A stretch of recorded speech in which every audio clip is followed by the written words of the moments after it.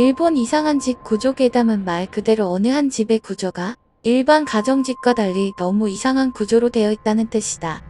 아무리 봐도 너무 기괴한 집 구조. 도대체 왜 그렇게 집을 지었을까? 이것은 어느 집의 평면도이다. 이 집이 얼마나 이상한지 보는 사람들은 알게 될 거야. 아마 언뜻 보기에는 아주 평범한 민가로 보일 것이다. 하지만 주의 깊게 구석구석 살펴보면 집 안 곳곳에 기묘한 위화감이 존재한다는 것을 알 수 있다. 그 위화감이 겹쳐져 이윽고 하나의 사실로 연결된다. 그것은 너무나 무섭고 결코 믿고 싶지 않은 사실이다. 1. 지인으로부터의 연락. 9월 어느 날 지인 Y씨로부터 상담할 것이 있다는 연락이 왔다. Y씨와는 몇 년 전 업무상 알게 되었고 지금은 1년에 몇 번씩 식사를 하는 사이가 되었다. Y씨에게는 조만간 첫째 아이가 태어난다. 그래서 그는 생애 첫 내 집 마련을 결심했다.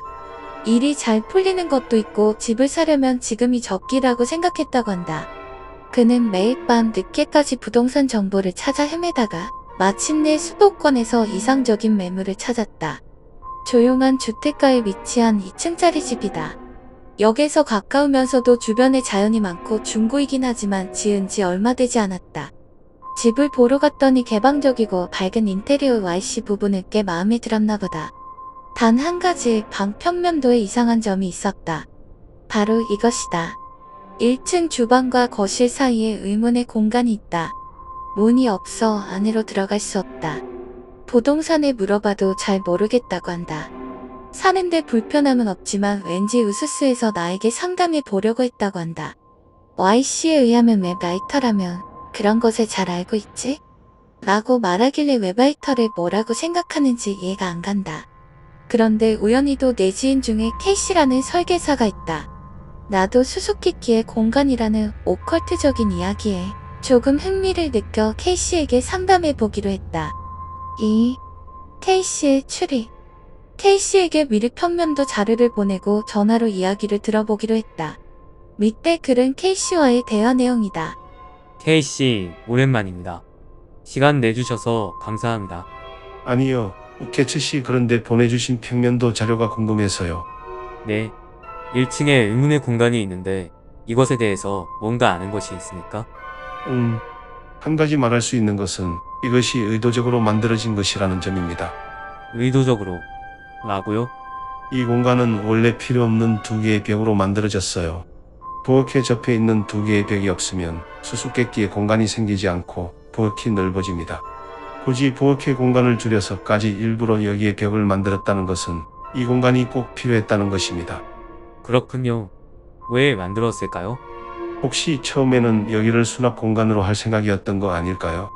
예를 들어 거실 쪽에 문을 만들면 옷장으로 쓸 수 있고 부엌 쪽에 만들면 찬장이 될 수 있잖아요. 그런데 중간에 마음이 바뀌었는지 아니면 비용이 부족해져서 문을 달기도 전에 포기했는지. 그렇구나.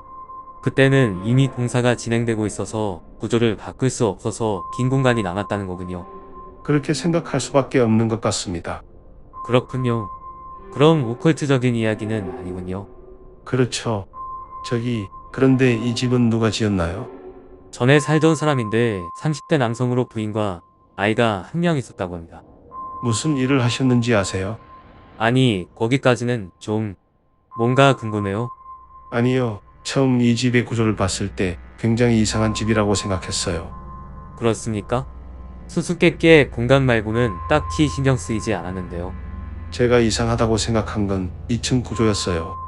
2층요. 아이 방을 보세요. 뭔가 눈치채지 못하셨나요? 뭐라? 문이 두 개네요. 이중문. 네, 그리고 문 위치도 이상합니다. 예를 들어 계단을 통해 2층에 올라와서 아이 방으로 들어가려면 꽤 먼 길을 돌아서 들어가야 합니다. 복도에 문 하나만 달면 되는데 왜 이렇게 번거롭게 설계한 걸까요? 확실히 이상하네요. 게다가 이 방에는 창문이 하나도 없어요. 정말이네요. 안방이라 에어컨도 설치할 수 없고 햇볕도 잘 들지 않아 생활 환경이 좋지 않을 것 같네요. 아, 지금 깨달았습니다만 이 화장실 아이방으로 밖에 들어갈 수 없네요. 아마도 아이 전용일 겁니다. 참고로 이 화장실에도 창문이 없습니다. 창문도 없는 이중문 화장실이 있는 방. 마치 독방 같네요. 과거호라고 하기에는 너무 지나치고 아이를 철저하게 관리하고 싶다는 의지가 느껴져요. 그리고 분명히 누구에게도 아이를 보여주고 싶지 않았을 겁니다. 모든 방이 아이 방을 둘러싸도록 배치되어 있어요. 이렇게까지 해서 아이를 외부에 보여주고 싶지 않았나 하는 생각이 들었어요. 그런데 아이방과 문으로 연결된 방은 아마 부부의 침실이겠지요. 더블 침대가 있고요. 이 방은 개방적이네요. 창문도 많고. 나는 밝고 개방적인 인테리어라는 Y씨의 말이 떠올랐다. 그리고 이 방도 조금 궁금한 것이 있습니다. 여기에 샤워실이 있다는 건 옆방이 탈의실을 겸하고 있다는 건데, 그러면 침실에서 탈의실이 훤히 들여다 보인다는 거잖아요. 그러고 보니 방경계에 문이 없네요. 아무리 부부라고 해도 목욕을 마치고 나오는 모습은 별로 보고 싶지 않잖아요. 뭐랄까? 상당히 금술 좋은 부부였을 것 같다는 생각이 들었어요. 그런데 그런 금술 좋은 부부와 격리된 아이라는 불균형이 왠지 섬뜩해서, 지나친 생각일지도 모르겠지만. 그렇구나. 근데 샤워실과는 별도로 욕실이 있는데 이건 흔하지 않나요? 없는 건 아니지만 흔하게 볼 수 있는 건 아니죠. 그러고 보니 이 욕실에도 창문이 없어요. 샤워실에는 큰 창문이 있는데 말이죠. 확실히 이상한 배치네요. 그렇다면 이 집은 사지 않는 편이 좋을까요? 글쎄요, 집 구조가 이상하지만 뭐라고 설명드릴 수도 없지만 저라면 사지 않겠습니다. 그렇군요. 나는 K씨에게 고맙다는 인사를 하고 전화를 끊고 평면도를 봤다. 듣고 보니 이상한 집이었다. 상상해봤다. 방에서 나오지 못하는 아이. 더블 침대에서 자는 부모. 1층과 2층을 비교했다. 1층만 보면 평범한 집이다. 수수께끼의 공간이 있는 것을 제외하면 수수께끼의 공간. 만들어지지 않은 수납 공간. 정말 그럴까? 그때 한 가지 억측이 떠올랐다. 너무나 터무니없는 억측이었다. 두 장의 평면도를 겹쳐봤다. 이건 우연일까? 아니면 3. 수수께끼의 공간. 나는 다시 K씨에게 전화를 걸었다. 여보세요, K씨. 번거롭게 죄송합니다. 아니요, 괜찮습니다. 뭐 찾아낸 거라도 있습니까? 저 아무래도 1층의 공간이 궁금해서 그런데 혹시 2층과 무슨 관계가 있는 게 아닐까 싶어서요. 그래서 1층과 2층의 평면도를 겹쳐봤는데요. 1층의 공간이 아이방과 욕실의 모서리에 딱 맞닿아 있어요. 마치 두 방을 이어주는 것처럼요. 아, 그렇네요. 그래서 이건 좀 엉뚱한 생각인 것 같은데 혹시 1층 공간은 통로가 아닐까요? 통로? 이렇게 하면 아무도 보지 못하고 아이를 목욕시킬 수 있죠. 그리고 아이방의 책장은 이 집을 팔 때 허점을 숨기기 위해서 둔 것이 아닐까 생각했으니만 어떻게 생각하세요?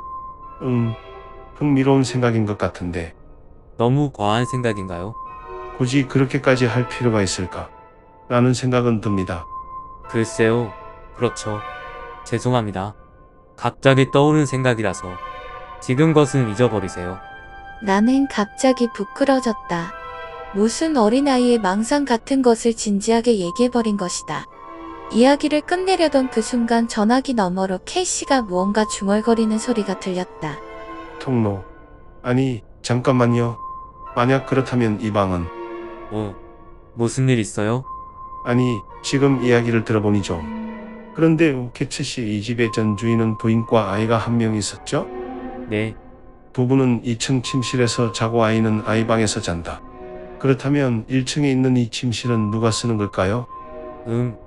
집에 온 손님이 묵을 수 있는 방이 아닐까요? 그런 곳이겠죠. 누구인지는 모르겠지만 적어도 이 집에는 손님이 자주 왔을 거라고 생각해요. 손님, 창문이 없는 아이방, 욕실, 거기에 아까 말한 통로의 이야기를 합치면 하나의 스토리가 보이네요. 이야기? 글쎄요, 그건 정말 말도 안 되는 생각이지만 제 망상이라고 생각하고 들어주세요. K씨는 이야기를 하듯 말을 꺼냈다. 망상. 이 집에는 한때 부부와 아이 한 명이 살고 있었는데 아이는 어떤 목적을 위해 아이방에 갇혀 있었다는. 부부는 종종 집에 손님을 초대했고 어떤 관계인지는 모르겠지만 나름대로 사회적 지위가 있는 사람이 아니었을까? 예를 들어 회사 임원, 중소기업 사장 등등. 거실에서 담소를 나누고 식당에서 저녁 식사를 대접한다. 그리고 남편이 손님에게 술을 권하고 손님은 기분이 좋아졌다. 이윽고 술에 잔뜩 취한 손님에게 아내는 이렇게 말한다. 오늘 밤은 우리 집에서 주무시는 게 어때요? 침실도 있고요. 그리고 목욕탕도 준비되어 있으니 이쪽으로 오세요. 손님은 2층에 창문이 없는 욕실로 안내된다. 손님이 목욕을 마친 것을 확인한 아이방에 신호를 보낸다. 아이는 어떤 물건을 들고 바닥의 구멍으로 1층 통로를 지나 목욕탕으로 들어간다. 그리고 그 물건으로 손님의 등에 꽂는다. 왜 이야기가 이상하게 흘러가죠? 글쎄요, 이건 어디까지나 제 망상이니까요. 알몸의 무방비 상태로 술에 취해 정신이 몽롱한 손님은 도대체 무슨 일이 벌어지는 줄도 모르고 저항도 할 수 없죠. 아이는 몇 번이고 손님의 등에 칼을 꽂고 피가 콸콸 쏟아지고 결국 손님은 아무것도 모르고 바닥에 쓰러져 숨을 거두는 거죠. 그것을 확인한 남편은 어딘가에 전화를 걸어 일이 무사히 끝났음을 보고한다. 즉, 이 집은 아주 평범한 민가를 가장한 살인 청부업자 작업장이다. 그런 가설이 성립되는 거죠.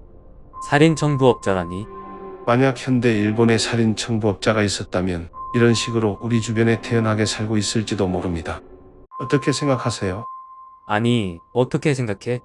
라고 물어도 어디까지나 제 망상일 뿐이에요. 이렇게 생각하면 재미있겠다는 이런 얘기예요. 아이를 이용해 사람을 죽이는 부부. 그 때문에 키워진 아이. 재밌을 리가 없지.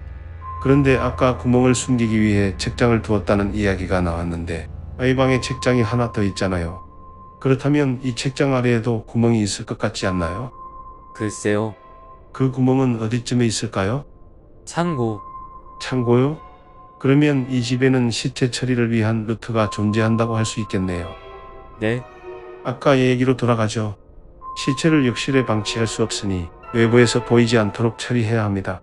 그래서 다시 한번 그 구멍을 이용하는 거죠. 구멍을 통해 시체를 옮기는 겁니다. 하지만 구멍이 너무 작아서 어른의 몸이 들어갈 수 없습니다.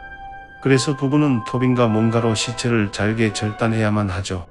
구멍으로 들어갈 수 있을 정도의, 그리고 아이가 운반할 수 있을 정도의 크기로. 네? 부부는 해체한 시체를 욕실의 구멍에 던져 넣는다. 아이는 그것을 한 개씩 몇 시간 동안 자신의 방으로 옮기고 또 다른 구멍에 떨어뜨린다. 이렇게 해서 시체는 욕실에서 창고로 운반되는 겁니다. 그리고 부부는 그것을 차고에 세워둔 자동차 트렁크에 넣는다. 그리고 그대로 근처의 산이나 숲에 버리러 간다. 역에서 가까우면서도 주변에 자연이 많다는 것이 이 집의 장점이었다. 이 모든 사건은 모두 창문이 없는 방에서 이루어집니다. 즉, 외부에서 전혀 볼 수 없는 상태에서 살인을 저지르는 것이죠. 낮이든 밤이든 1년 중 언제든 사람을 죽일 수 있다. 어떻게 생각하십니까? K씨의 동무대에서 거의 아무 말도 하지 못하고 있다가 여기서 그동안 느꼈던 의문을 K씨에게 물어보기로 했다. 만약 지금까지 이야기가 모두 사실이라고 가정하면 왜 이렇게까지 굳이 치밀한 계획을 세우고 힘들게 고생할 필요가 있을까요? 밖에서 보이지 않게 사람을 죽이고 싶으면 집안의 커튼을 닫으면 되는 것 아닌가요? 네, 바로 그거예요. 보통 사람들은 집에서 남에게 보이고 싶지 않은 일을 할 때 커튼을 닫습니다. 살인이라고 하면 더더욱 그렇죠. 반대로 커튼을 열어놓은 집에서 살인이 일어나고 있다고 생각하는 사람은 아무도 없어요. 아, 심리적인 속임수라는 건가요? 맞아요. 평면도를 보세요. 이 집은 창문이 엄청나게 많아요. 마치 밖에서 보세요라고 말하는 것처럼 부엌에는 3군데나 있습니다. 그것은 결코 보여서는 안 되는 방을 숨기기 위한 위장이라고 생각합니다. 어떻게 그렇게 그럴듯한 말을 연달아 할 수 있는 걸까? 나는 그의 말솜씨에 도전할 생각으로 이런 질문을 던졌다. 시체 처리 이야기인데 애초에 창고 바로 위에 화장실을 만들며 시체를 옮기는 수고를 덜 수 있을 것 같은데 어째서 그렇게 하지 않았을까요? 그렇네요. 현관과 차고 방향을 보면 이 집은 두 면이 도로에 연결되어 있는 것이 아닐까요? 그러면 욕실은 집의 가장 안쪽에 위치하게 됩니다. 사냥감을 안쪽으로 몰아넣는 것은 사냥꾼의 심리로서 당연합니다. 그렇게 되는 건가요? K씨와의 통화를 마치고 나는 한동안 멍하니 생각에 잠겼다. 만약 K씨의 말이 사실이라면 어떻게 해야 할까? 경찰에 신고할까? 설마 진지하게 받아들일 리가 없다. 살인 청부업자 일가가 만든 살인 저택이라니 말도 안 돼. 현실과 동떨어진 이야기인 것 같다. 다 큰 어른 두 명이 무슨 진지한 얘기를 하고 있었던 걸까? K씨는 처음부터 나를 놀리려고 했는지도 모른다. 그도 말했지만 말도 안 되는 망상이다. 더 이상 생각하지 말자. 저녁 준비라도 해야 하나 싶었던 그 순간 전화가 울렸다. 오? 종마. 여보세요? 안녕하세요. Y입니다. 아, Y씨. 오랜만이에요. 사실 방금 전까지 설계사 K씨와 이야기를 나누고 있었어요. 그래서요, 조금 웃긴 얘기인데 K씨가 말하길 그 집은 사실 그거에 대해서 조금 우케츠 씨에게 사과해야 할 일이 있어서요. 그 집 결국 사지 않기로 했어요. 왜요? 우케츠 씨도 알고 계시겠지만 그런 사건이 있었는데. 무슨 사건이요? 어라? 오늘 아침 뉴스 보셨어요? 그 집 근처 잡목숲에서 토막난 시체가 발견됐다고 하더라고요. 그래서 주변 사람들에게 물어봤는데 피해자가 전에 그 집에 묵은 적이 있는 것 같다고 하더라고요. 뭐 사건과는 상관없다고 생각하지만 왠지 기분이 이상하지 않나요? 그래서 오늘 거절했어요. 그래서 K씨는 뭐라고 하셨어요? 라고. 특별히 아무 말도 안 하던데요. 그렇습니까? 저기 그나저나 잠깐 여쭤보고 싶은 게 있는데 그 집의 전주인은 지금 어디에 살고 있는지 알 수 있나요? 저번에 부동산에 물어봤는데 매매 계약이 끝난 후 연락이 끊겼다고 하더라고요. 그렇군요. 귀찮게 해서 정말 죄송합니다. 그럼 다음에 식사라도 하죠. 그리고 Y씨는 일방적으로 전화를 끊었다. 그가 사지 않은 이상 그 집은 더 이상 나와는 상관없는 집이다. 잊어버리자. 더 이상 추궁해도 소용이 없다. 나는 두 장의 평면도를 조심스럽게 말아서 쓰레기통에 버렸다.